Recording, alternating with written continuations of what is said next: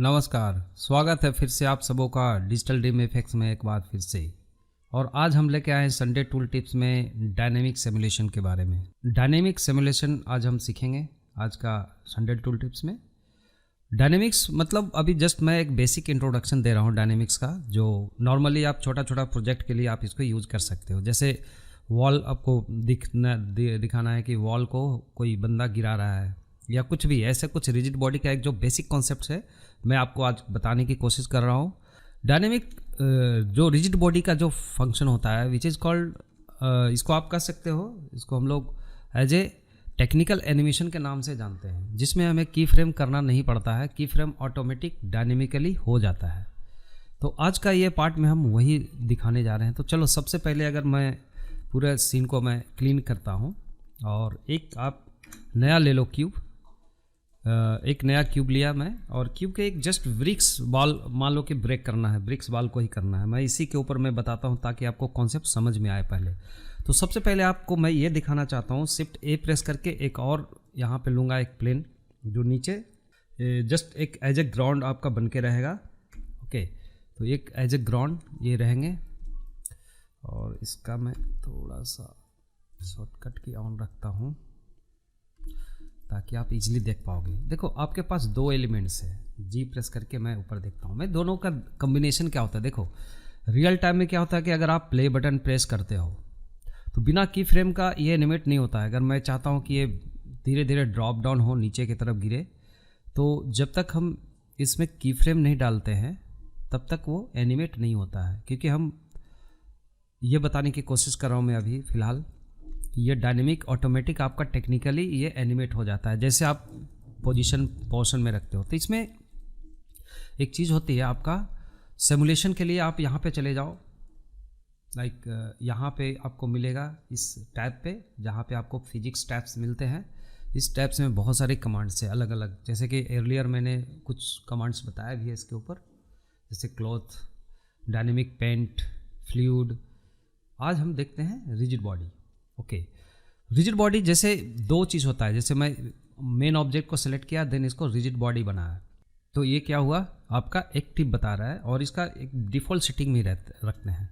तो जब ये रिजिड बॉडी बनता है उसके बाद मैं जब प्ले करता हूँ तो ये फॉल डाउन हो रहा है, लेकिन ये किसी को रिकॉग्नाइज नहीं कर रहा है, इसे पेनेट्रेट होते हुए नीचे की तरफ फॉल डाउन कंटिन्यू होके जा रहा है ऑटोमेटिक।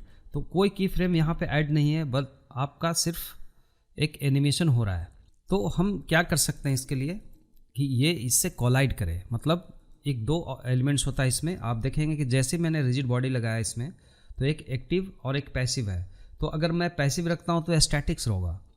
तो सोचो कि अगर अर्थ है, नीचे ऊपर से कुछ ऑब्जेक्ट फॉल डाउन हो रहा है और नीचे ऑब्जेक्ट गिरता है किसी ऑब्जेक्ट को, तो उसे टच करेगा, इवन उसको कोलाइड करेगा, तो ये पैसिव होगा जो अपने आप में स्टिल रहेगा।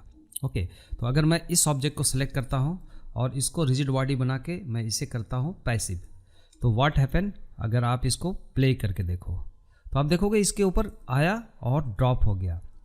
इसके बाद अगर आप इसको आप थोड़ा सा हाइट पे रख लो, उसके बाद प्ले करो, जैसा आप स्टेटस में रखोगे उसके स्टेटस के हिसाब से इसमें एनिमेशन होता है, ऑटोमेटिक फॉल डाउन होता है। अगर मैं इसको रोटेशन कर देता हूँ इस एंगल पे, फिर मैं इसको प्ले करता हूँ तो देखो उस एंगल से ऑटोमेटिक अपडेट करता है।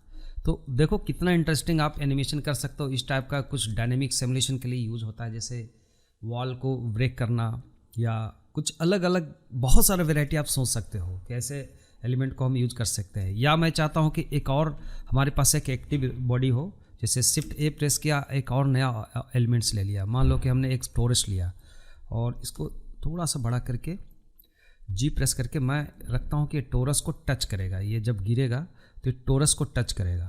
तो अभी फ़िलहाल इसको पेनेट्रेट कर रहा है बिकॉज कि हमने इसको कोई डायनेमिकली कुछ हमने किया नहीं इसको ट्रीटमेंट। तो डायनेमिक इसको हम कन्वर्ट करते हैं रिजिड बॉडी में और इसे भी एक्टिव रहने देते हैं। अगर ये भी एक्टिव है तो आप देखोगे कि दोनों एक साथ गिर रहा है। अगर मैं चाहता हूँ कि ये पैसिव हो जाए यहाँ से, ये भी अब इससे भी टकराए, इससे भी कोलाइड करे और नीचे भी कोलाइड करे, तो आपको कुछ ऐसा बन जाएगा आपका इफेक्ट।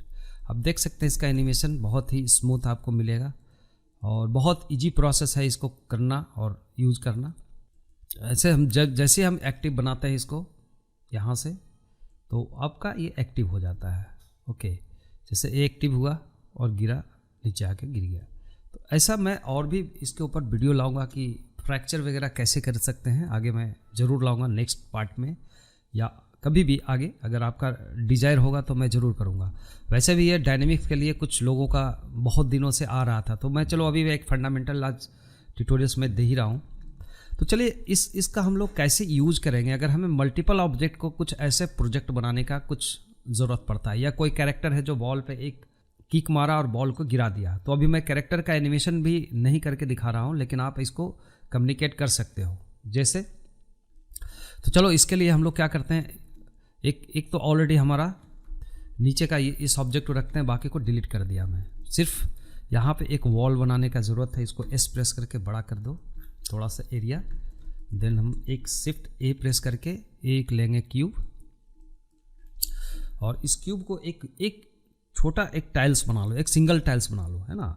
तो आप शिफ्ट इसमें आप जाओ 3 प्रेस करके आप साइड व्यू में चले जाओ। देन इसका जो हाइट हम रखेंगे जी प्रेस करके इसको एग्जैक्टली रखो कि आपका इसके ऊपर बिल्कुल प्लेस रहे, प्लेन के ऊपर जस्ट एबव, ना तो इसके नीचे पेनेट्रेट होना चाहिए ना तो बहुत ज़्यादा ऊपर होना चाहिए, मतलब लमसम इसके साथ मिला हुआ रहेगा। आप इसका वैल्यू पे जाओगे तो देखोगे 1.101, मतलब कुछ है कि 1 से थोड़ा सा 0.1 ऊपर रखा है ताकि इससे क्लाइड करे। ओके, फिर आप इसको करो एस और वाई एक्सिस पे थोड़ा सा जो टाइल्स होगा उस टाइल का हिसाब, ब्रिक्स का हिसाब से हम लोग इतना रखते हैं। फिर एस एंड एक्स एक्सिस पे भी थोड़ा सा विड्थ बढ़ा देते हैं इतना।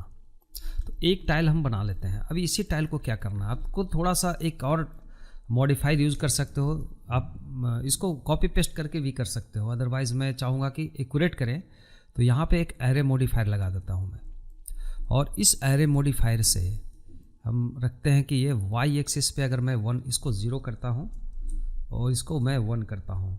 मैंने एरे मॉडिफायर के बारे में पहले भी बताया हुआ है, तो ये रखते हैं। प्लस इसमें भी हम रखते हैं 1.01, मतलब थोड़ा सा बीच में एक डिस्टेंस बना दो ताकि आपको एक फील आएगा कि ये टाइल्स लगे हुए हैं। ओके, फिर इसी को अगर आप कॉपी रखते हो, मान लो कि मैंने यहाँ पे कॉपी रख लिया इसका, जस्ट मान लो इतना रख लो 15।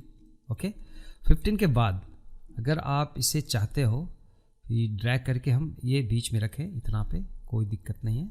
और फिर हम करते हैं इसके ऊपर एक और कॉपी, तो शिफ्ट डी प्रेस करते हैं, शिफ्ट डी, और जेड एक्सिस पे इसको जेड प्रेस करके थोड़ा सा आप ऊपर लेके जाओ, और कितना अप जाएगा ये डिपेंड करता है आपका ये। तो यहाँ पे जेड एक्सिस पे प्रेस करके 1.01 करते हैं ताकि एग्जैक्टली आप ये वाई एक्सिस पे आप इतना पे रख सकते हो, लाइक इसके एबव रख दो ताकि इसमें ज़्यादा गैप ना हो, और इसे हम रखते हैं बीच में इतना। अब अभी दोनों को सेलेक्ट करके बहुत सेलेक्टेड, शिफ्ट डी प्रेस करके, और इसे फिर जेड एक्सिस पे फिर से हम ऊपर लेके जाते हैं यहाँ तक। तो लगभग हम ऐसे इसको बैलेंस करेंगे, एक बार ध्यान से देख लो, और इसी बैलेंस को आप कंटिन्यू आप करते जाओ। शिफ्ट आर प्रेस करते हुए हम लोग डिफरेंट मतलब जितना आपको हाइट का बनाना है यहाँ पे इस टाइप का वॉल बना सकते हो।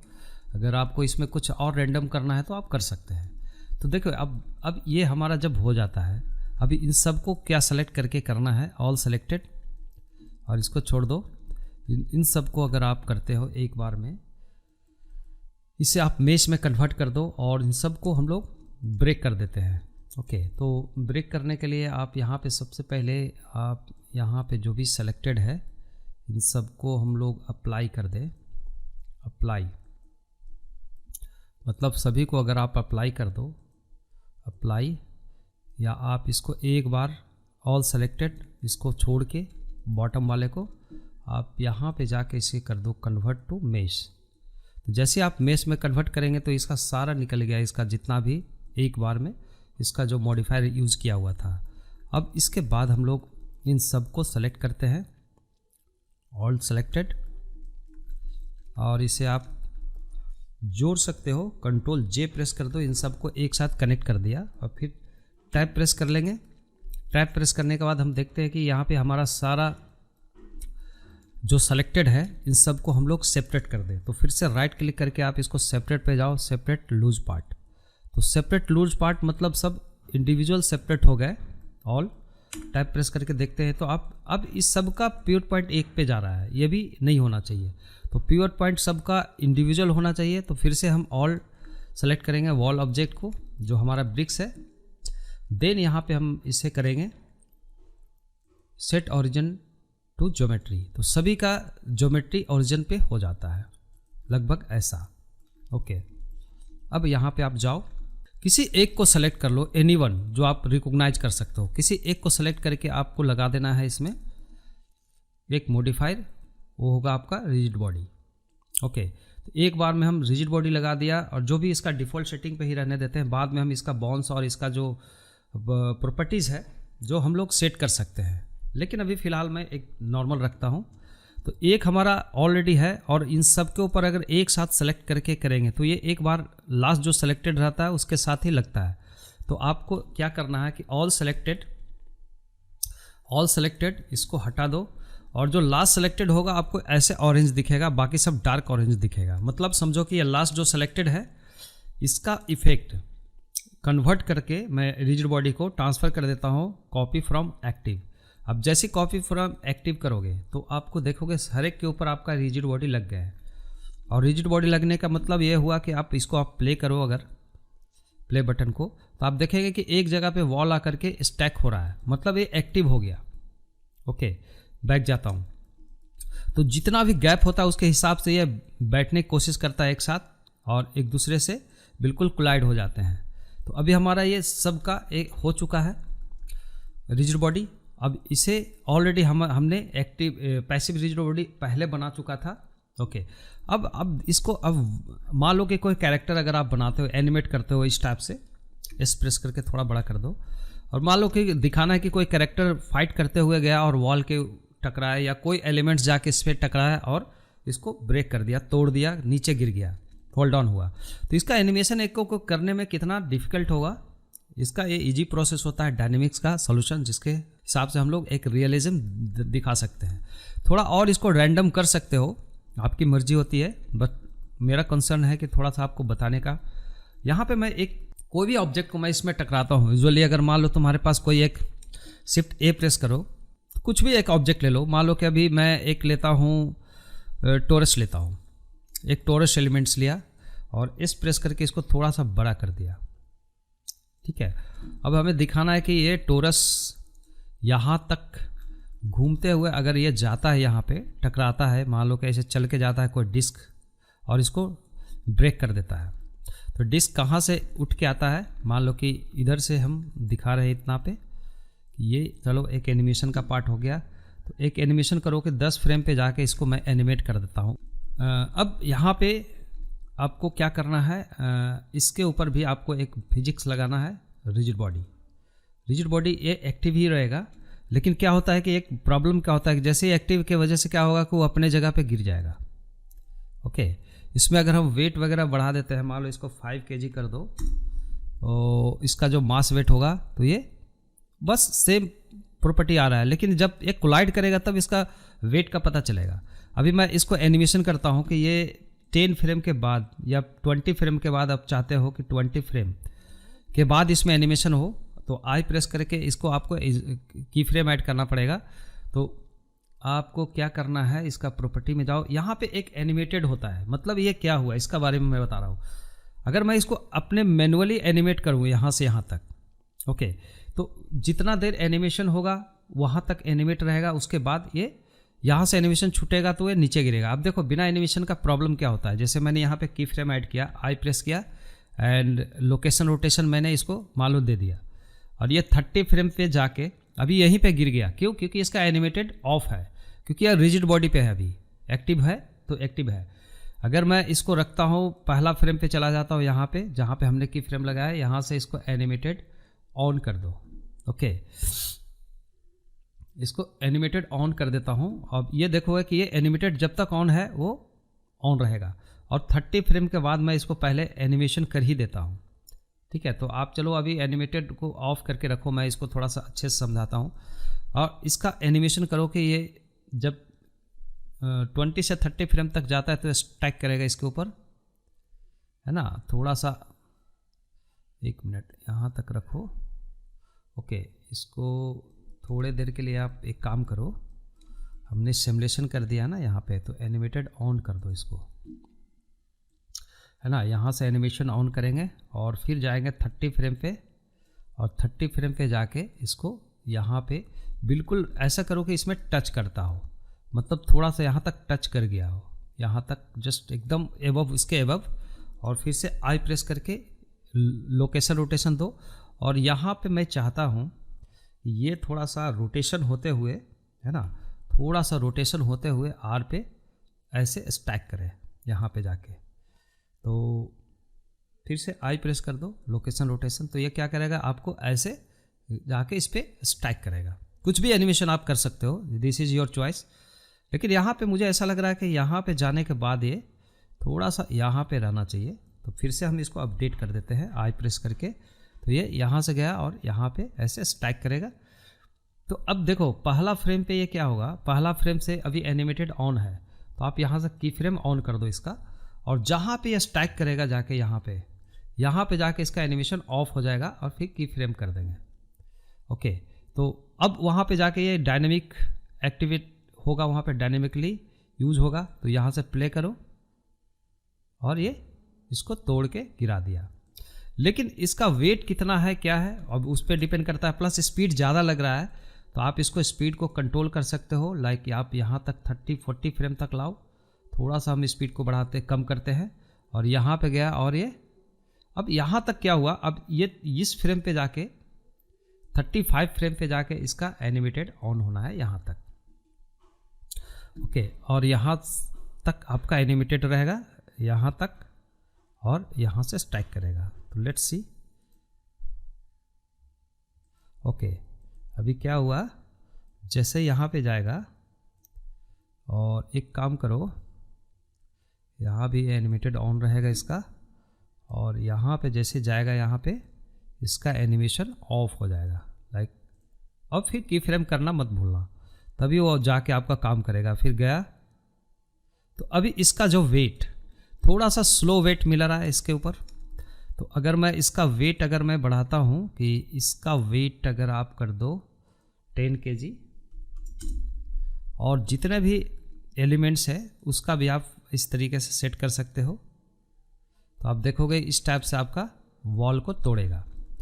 अब यहाँ पे जो फ्रिक्शंस वगैरह जो आ रहे हैं, थोड़ा सा आप सेटिंग कर सकते हो। जैसे अब इसका रिजिड बॉडी में जाओ, किसी एक को सेलेक्ट कर लो, और फ्रिक्शन में हम देखते हैं। जैसे यहाँ पे जाएंगे, सरफेस रिस्पांस क्या होगा, यहाँ पे जाओ, सरफेस रिस्पांस में आप फ्रिक्शंस को बढ़ा दो। जैसे 8 कर देता हूँ, 0.8 फ्रिक्शन होना चाहिए। बाउंसीनेस कितना होना चाहिए, बाउंस अगर करेगा तो जैसे 0.01 करते हैं, तो आप देखोगे इसमें आपका चेंज होगा आपका वैल्यू, और वैल्यू के चेंज होने के हिसाब से आपका वैल्यू आप देख सकते हो कि इसमें फ्रिक्शन बढ़ा दिया हमने, तो ये एक रियल टाइम ये ब्रेक वॉल आपको ऐसे काम कर रहा है।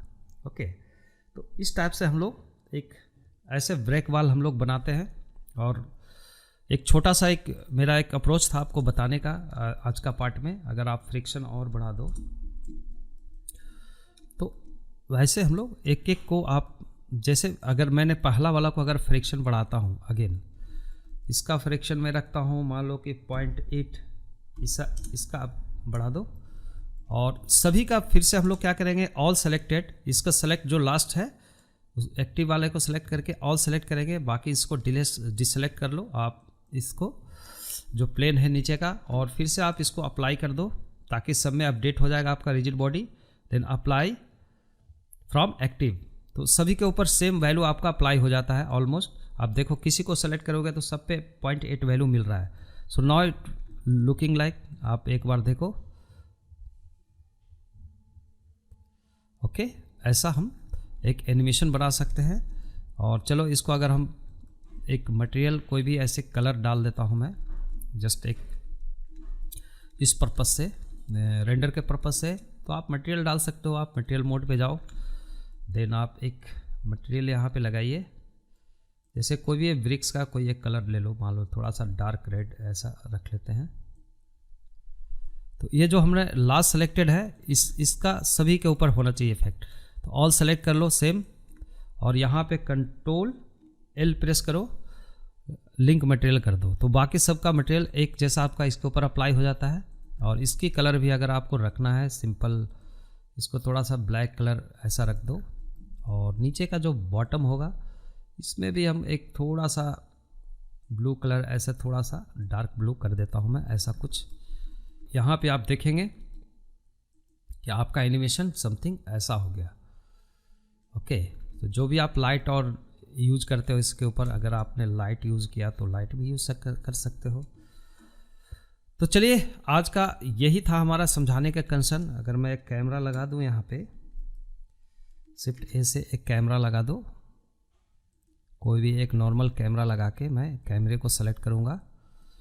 Okay, this camera selected, 0 press कर लो, और फिर आपका यहाँ से आपके इसका ऑप्शन में जाके आप यहाँ पे कर लो कैमरा, और ऐसे बस आप सेटिंग कर लो कि आपको कैसे दिखाना है शॉट की। ऐसा कुछ ऑब्जेक्ट आ रहा है, इवन आप यहाँ पे रखो, और इस टाइप का एक एनिमेशन आप बना सकते हो।